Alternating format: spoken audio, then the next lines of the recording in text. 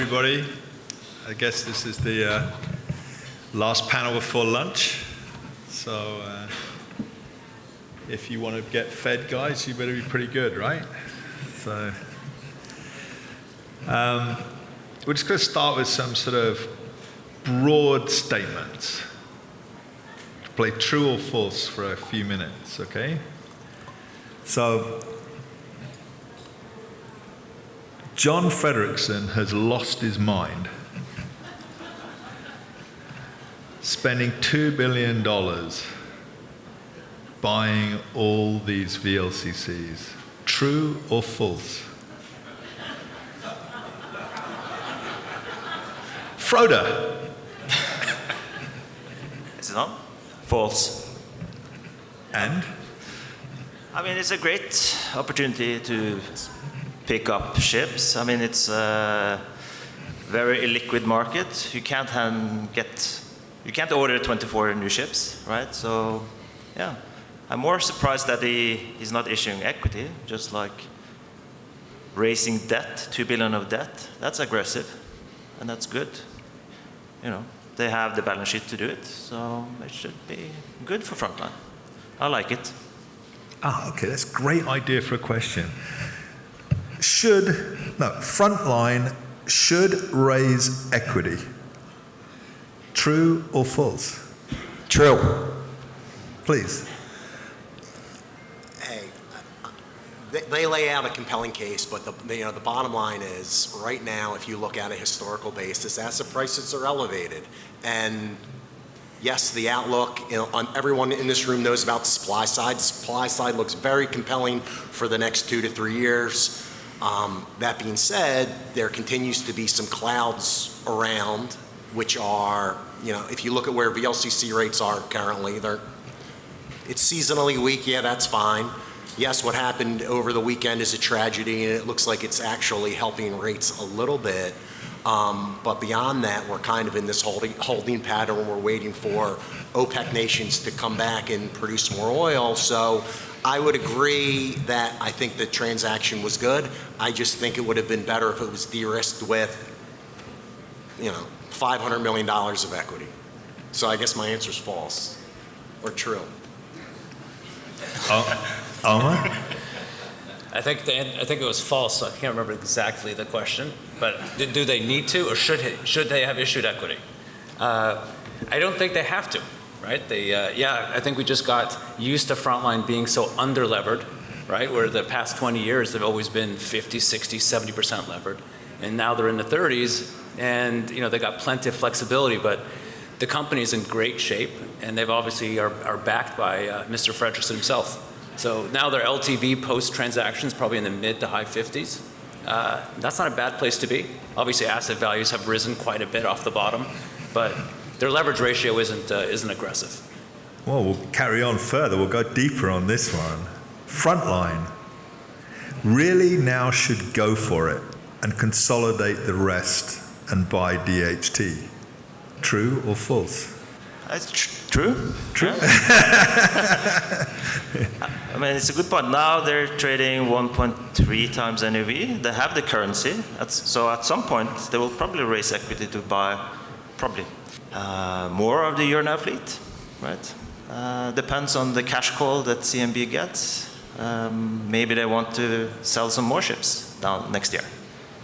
If everybody tenders for the share and get the cash, there will be probably some more ships for sale. Then they can buy more. Okay, we'll come back to that one then. Dry cargo. We're just starting yet another hope trade that's destined to fail. True or false? False. I think destined is a strong word. I think sitting at the panel here last year, we had the hope trade, and it played out for several months into the start of the year with hope of China reopening, et cetera. But I think where I as an analyst got it wrong, and perhaps my peers as well, was taking into account the unwinding of congestion that was still ongoing, which put effective supply back into the market. I think we've kind of unwound as much as we're going to. It's at the lower end right now in terms of where port congestion is at. So I think from here, you'll see incremental demand upside. The supply picture is still very strong. So I don't think it's destined to fail, but there is still a lot of uncertainty with regards to demand. Robert, just to jump on that, the supply situation is great over the next several years. You don't need a lot of jump in dry bulk commodity demand to make the leverage work.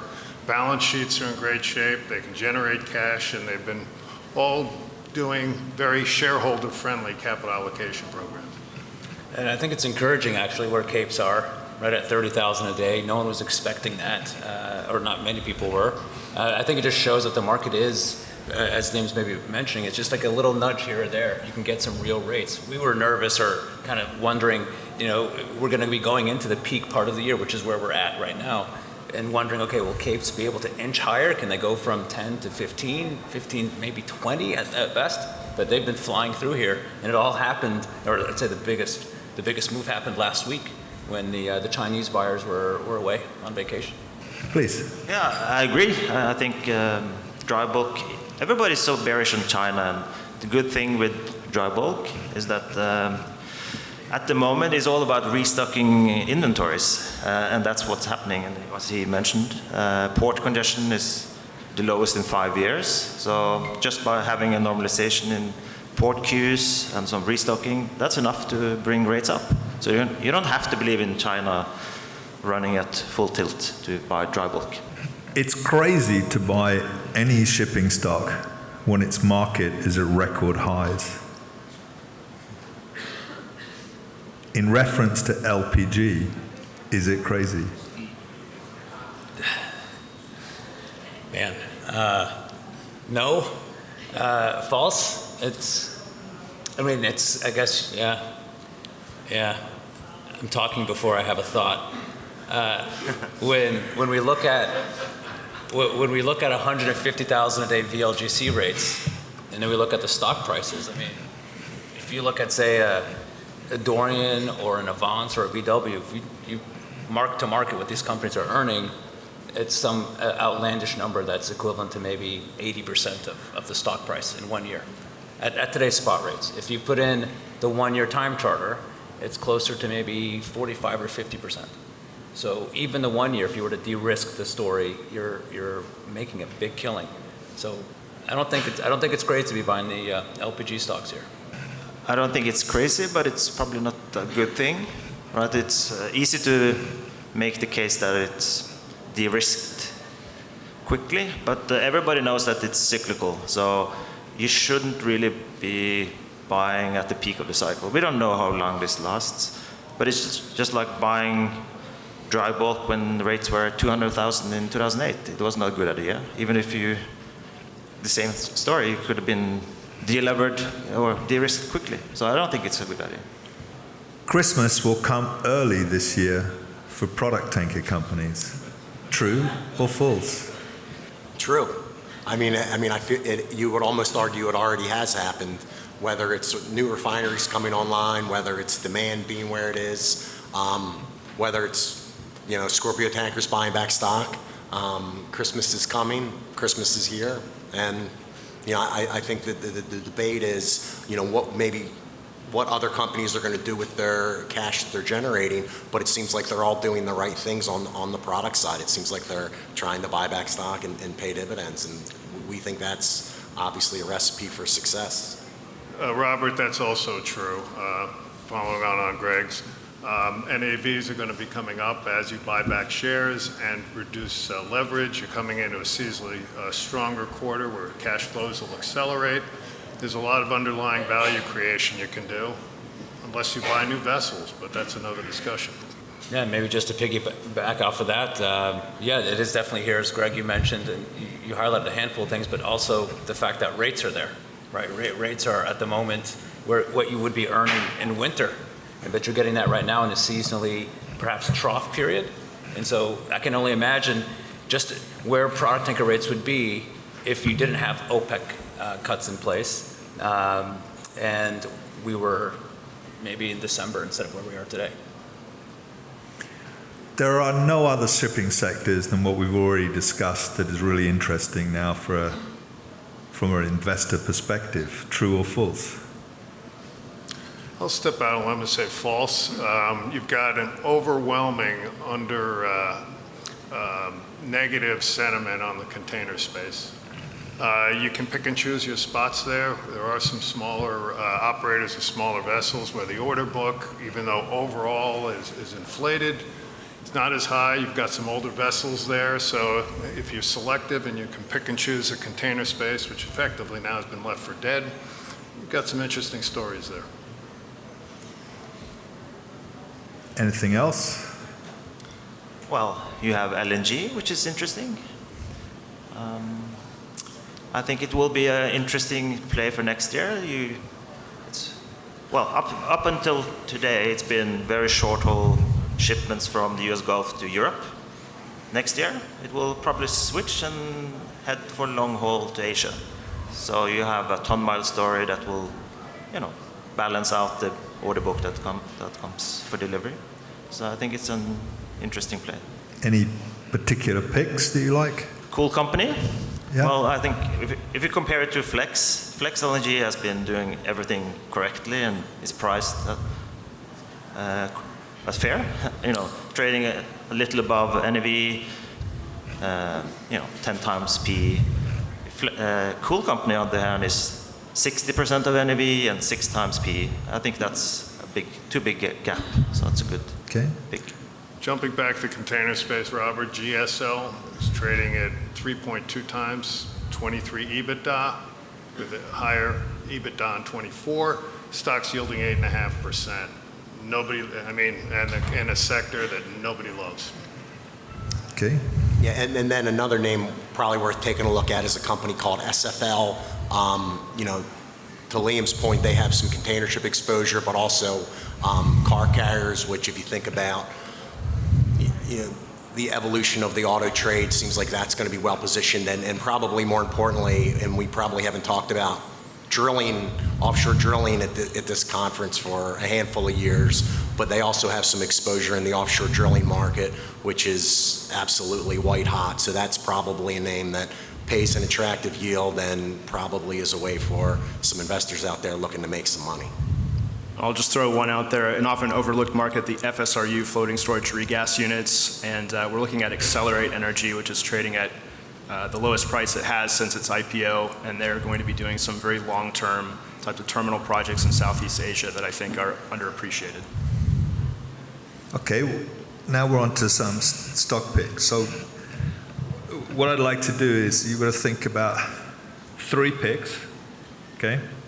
And I'm just going to go down the line one at a time, just do 1, and then we'll come back 2, and then back again for 3. If it's a repetition, just save the repetition for later, right? So, Greg, we'll start with you. I think we already alluded to the name. We like Scorpio tankers. We've been talking about the fact that you're seeing refineries develop in places like the Middle East and Africa, and we think that's really going to drive the product tanker trade, and there's multiple ways to play it, but that's a name that we have a buy on and we think is interesting right now. I agree. So I think what you should do is to give a roadmap to how you can pay more dividends. That's the feedback I get. Like Scorpio tanker is so cheap. And you have clear priorities: pay down debt, buy back stock. But if you come out with some type of roadmap like BW and Hafnia did, like at some leverage levels we'll pay more in cash payments, that would trigger the stock up. You have what you said as well. I agree. We have a buy on Scorpio tankers as well. And going back to Robert's Christmas analogy, I think Scorpio's been a very good boy this year. And Santa Claus should come and reward that. This one's a bit different, but I think... we can stop there and change the subject then. Sorry. Sting. I think Euronav is interesting, right? It bucks the trend. I know the stock's gotten several downgrades recently, and they're basically... The perception is that they're taking value away from themselves and giving it to Frederickson. But the company is... We've been grappling with this story for the past year and a half, and what does this company look like after this exit from the tanker market? They still have a significant amount of exposure, which they may, as you said, Frode, wind that down further to Frederickson. But they're flush with cash right now, or post-deal they will be. They're going to have a massive amount of capital. They're going to be net cash, and obviously the future is uncertain, but it wouldn't surprise me if they paid out a special dividend after Frederickson leaves. And a big special dividend could revalue the story, and they would still have plenty of capital to reinvest and go into the green landscape that they want to go to. But I think the story's not over with Euronav. I think there's still plenty of optionality there. Liam? Robert, do I get two because I'm going to send it back that way? Yep, you Good. can get two. Because I like the dry bulker space. If you look at the valuations here, EV to EBITDA are higher, indicating a cyclical low, indicating also that you're going to look at a lift of earnings. In either case, I like Eagle, or if you want to look for more upside leverage with Cape-size exposure, Genco. But either of those plays in dry bulk are two that we like. Danaus is interesting. I think, Liam, you were mentioning the GSL. I think Danaus is interesting as a container ship company. It's got a revenue backlog, or an EBITDA off of that backlog that's above its enterprise value. And so you've got plenty of protection, plus the scrap value of the fleet. So it's a great value story. Just may take some time to unlock. You three, you may repeat your recommendation if you wish. Totally up to you. Chris? Going back to dry bulk, we continue to like Star Bulk. I think as the scrubber premiums widen out here, as oil prices are high, we like the contribution and uplift from the scrubber premiums. The balance sheet remains pretty strong there, and we're waiting to see when dry bulk demand picks up, but in the meantime, you get paid a dividend. So, I would say that people holding Euronav should take the cash and buy International Seaways instead, or Frontline. It's more upside than that. So, well, International Seaways trades with 80% of NAV, while you can cash out that NAV for Euronav. So that seems like an obvious trade to me. Yeah, and then just since it seems like this was a dry bulk line, I would tell people to take a look at Golden Ocean. I guess there's two things there. One is, the Frederickson Group spent the last 2 years looking at Euronav. It seems like they got what they wanted from them. You wonder if there can be more of a focus on how the company wants to position Golden Ocean in the future. And more importantly, like Omar mentioned, Cape rates are $30,000 a day. So when, and they're a levered play on Capes, and, we know what we know about that group is when rates are good, they pay out a lot of dividends. So that would be probably a good way to look at dry bulk if you were interested. That's a good idea. I think people could alternatively pick up Star Bulk if you're US focused. So it's the same valuation basically as Golden Ocean. It's better liquidity. So one of the feedback we get is that you can't really trade dry bulk on seasonality because they're too illiquid, the stocks. Like tankers you can do, right? If you're bullish on VLCC rates or MR rates, you can just hop on and trade it and then get out. But that's an issue for dry bulk. Star Bulk is the biggest market caps, and you can actually trade it. Typically traded 20 to 30 million worth of shares each day. So 80% or 85% of NAV. Mm-hmm. So it's a good idea. Last pick for us, International Seaways. If you're bullish on VLCC rates and you're bullish on product tankers, then Seaways is a great way to hedge both those markets. And this stock continues to trade at a significant discount to NAV compared to peers, so there should be some price upside appreciation there. And I guess I'll kind of round trip back to Dorian. LPG, a cash machine generating tons of money in today's market, and it's completely recapitalizing their balance sheet. And I want to close with International Seaways again with Chris and Frode. I just want to add the fact we like their shareholder-friendly capital allocation plan with a variable dividend, buyback. Also, they've been aggressively delevering. Great. Yeah, and then just, I guess my final, just sticking with what I mentioned earlier on the offshore theme. It's a different kind of shipping, but there's a company called Tidewater, and they basically run anything to support the offshore energy space. They do a little bit in the renewables, offshore wind, but they're an offshore shipping service company. That's a name that we think is poised to do well. Just when you think about demand for oil, which is going to clearly help the tanker market, it's also going to help these companies that help get that oil out of the ground. Okay, so now just a more general one, sort of help us all out here. What do you think? What are investors most worried about in shipping at the moment?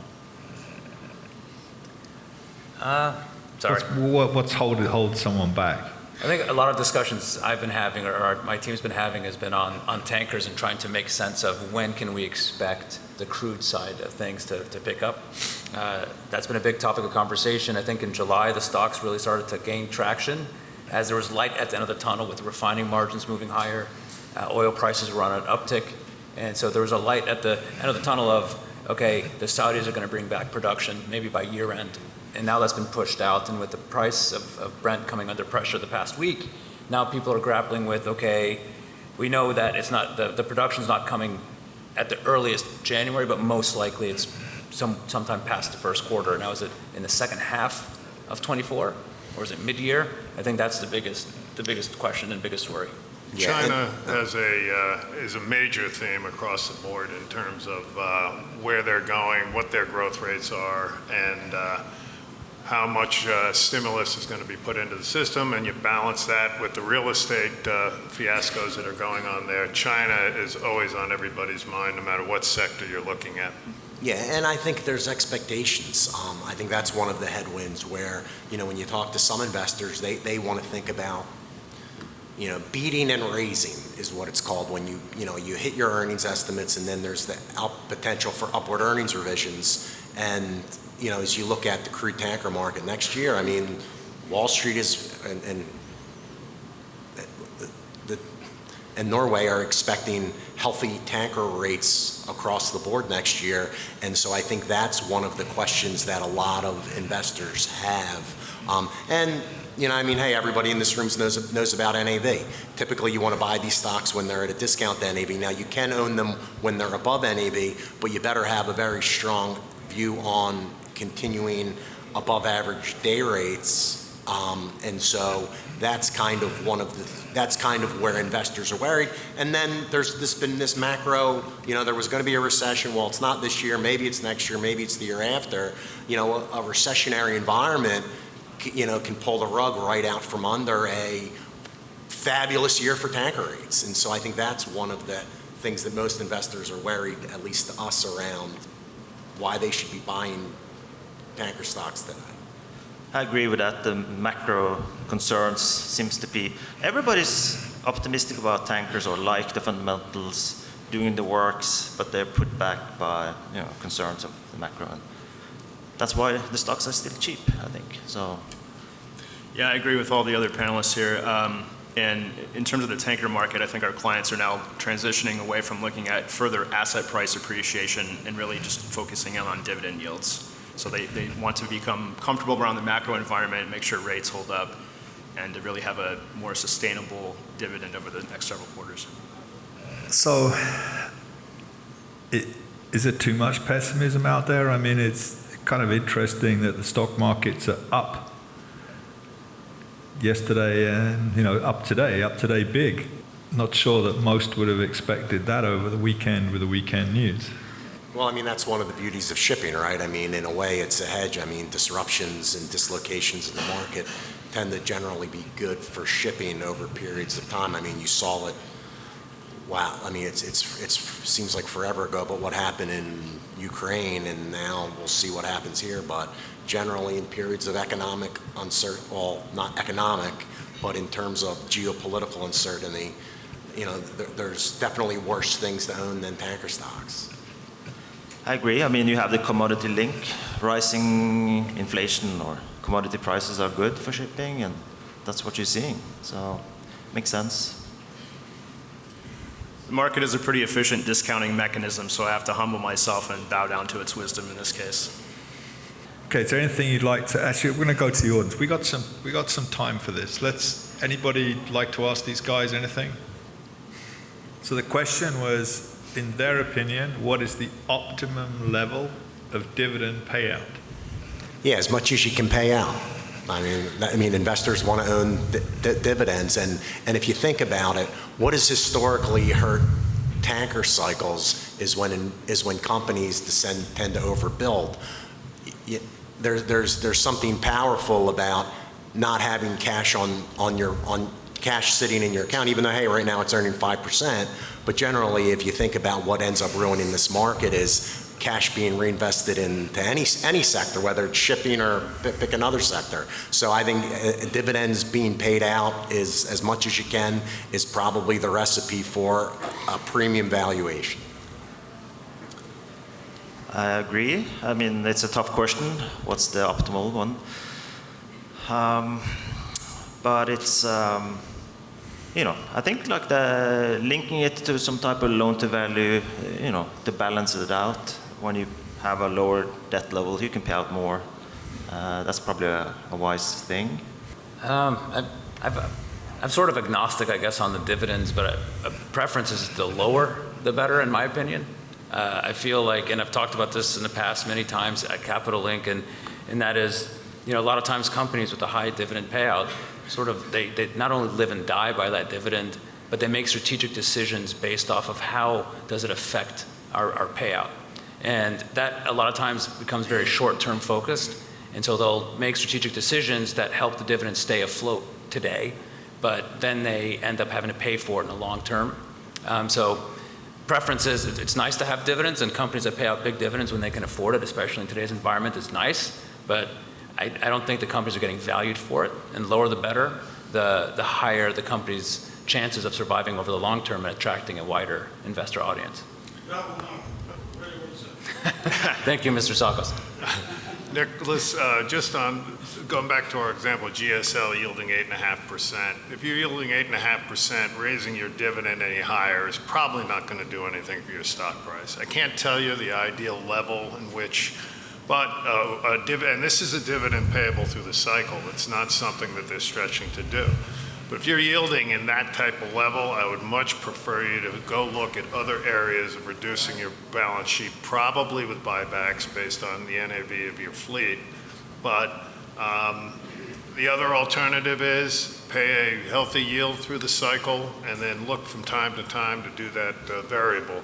As an aside, the variable dividend payout is becoming much more accepted in the industry now. And people are getting used to saying, okay, with this excess cash in a seasonally strong free cash flow period, we would expect a little extra here, understanding that there's a base dividend that can be paid even during the down cycle.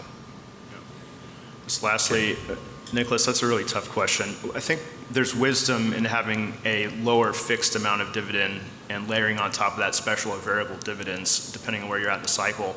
And we spent a lot of time today in various panels talking about the real reinvestment risks that are out there in terms of future fuel technologies, et cetera. And so owners have to be looking ahead as well to have a little bit more cash in reserve when this transition comes eventually. So I think a balanced approach is necessary here. And I don't think this particular cycle is going to be like any other, given the macro backdrop of the energy transition going on. Well, just as a point of interest, I mean, shipping cyclical, why didn't we think this applies to the airplane industry or the rail industry or refining industry or all those other cyclical businesses? Why do they not pay everything out they can? Why do you think it's special to shipping? On the dividend side? Yeah. Well, I think the world has changed for the shipping industry. They're not levered up, over-levered. They have flexibility to allocate capital when in the past they were pressed to delever or pressed to issue equity to delever. And I think that during this cycle it has changed. And the balance sheet flexibility allows investors to say, okay, what else are you doing? But that's not necessarily true, is it? Really, it's the song remaining the same, because in the 2000s, we saw NETI, Frontline, just paying out as much as they could.